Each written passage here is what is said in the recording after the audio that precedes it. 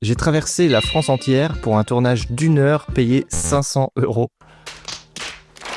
Cette mission Freelance Express signée en quelques minutes s'est transformée en 20 heures de route, 2 nuits dans des Airbnb à mes frais, 0 bénéfice et une bonne leçon de vie. Dans cette vidéo, je vais tout vous raconter en détail, ce que j'ai mal fait, ce que j'aurais dû faire et pourquoi ce genre de mission, même anodine sur le papier, peut complètement vous piéger quand vous êtes freelance. Et qui sait, peut-être que cette vidéo vous évitera la même galère un jour. Première partie, le contexte. Je me baladais littéralement dans la rue, j'étais parti marcher, je prenais un peu l'air tranquille et là je reçois une notification Malte, donc la plateforme qui me permet des fois de rentrer en contact avec des prospects. Il y avait quelqu'un qui cherchait un tournage à Marseille, ultra pressé. Le tournage doit se faire dans moins de 48 heures. Je n'ai absolument rien contre l'entreprise qui m'a donné cette mission, puisque l'erreur vient de moi et pas d'eux. Et même, ils ont été très gentils avec moi, donc je leur fais un petit bonjour. Donc là, personne me précise qu'il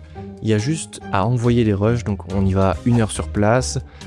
J'envoie ensuite les fichiers vidéo à la personne, et c'est terminé, il n'y a pas besoin de plus. Donc je me dis, c'est une mission super simple. Le budget est de 500 €. Pour 1 heure de tournage, c'est complètement correct, puisque c'est à peu près ce qu'on facture pour une demi-journée de tournage. Et à ce moment-là, je suis pas du tout chez moi, je suis dans la rue, j'ai pas mon ordi, et je peux pas regarder combien est-ce que ça peut coûter d'aller jusqu'à Marseille. Est-ce que je vais faire du bénéfice sur cette prestation, parce que c'est aussi un peu le but, c'est aussi de faire de l'argent puisque c'est mon métier et que je vis de ça. Donc il y a quand même un minimum à se faire. Bref, je me dis c'est rapide, je peux le faire, il n'y a pas de souci. Erreur de débutant, alors que je suis pas débutant et je pensais ne plus jamais faire ce genre d'erreur, mais je l'ai faite. J'ai dit oui, je rédige un devis rapide avec le téléphone puisque je peux le faire directement à partir de l'application vu que c'est assez simple. Je l'envoie et bim, c'est signé au bout de quelques minutes. Et là c'est officiel, il n'y a plus de retour en arrière.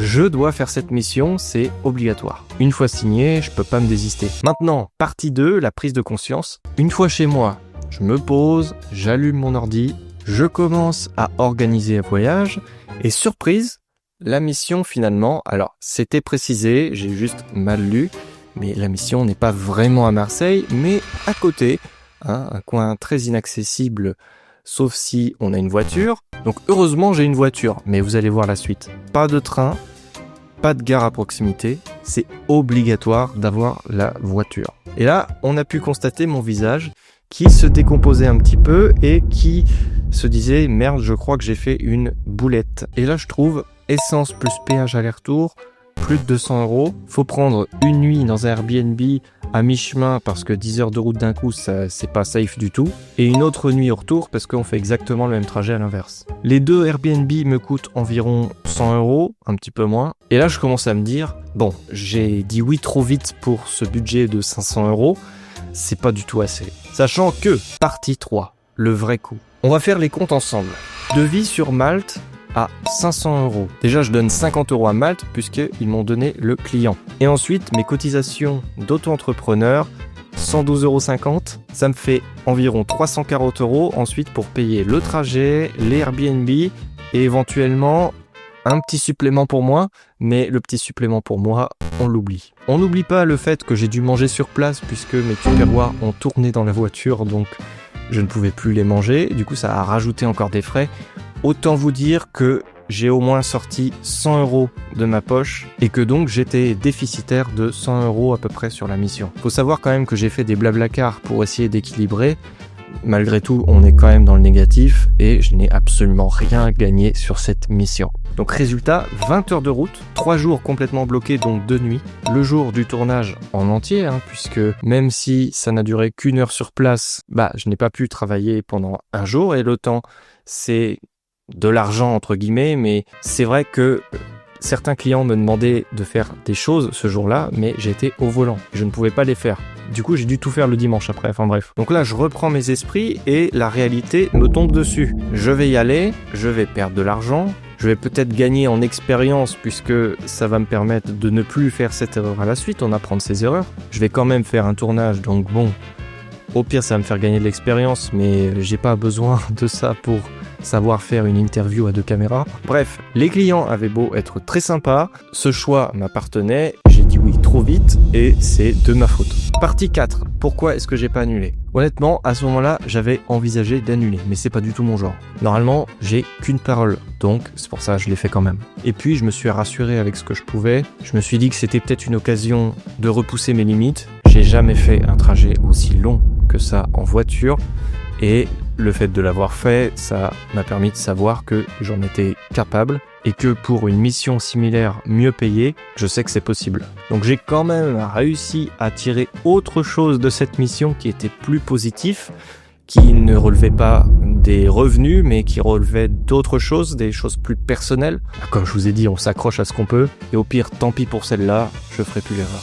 Partie 5. La leçon de business. C'est quoi la vraie leçon? Toujours calculer les frais réels avant de dire oui, même si le client signe dans la minute. Donc bien attendre de rentrer chez soi, de bien calculer, de prendre son temps, même si la mission est urgente, prenez votre temps. Ne pas sous-estimer le poids des déplacements. Ça peut vous manger des journées entières et il faut vraiment le calculer parce que ça compte. Ne jamais accepter un tournage court sans penser à ce qu'il y a autour. C'est pas parce que vous passez 1 heure sur place que vous allez travailler 1 heure.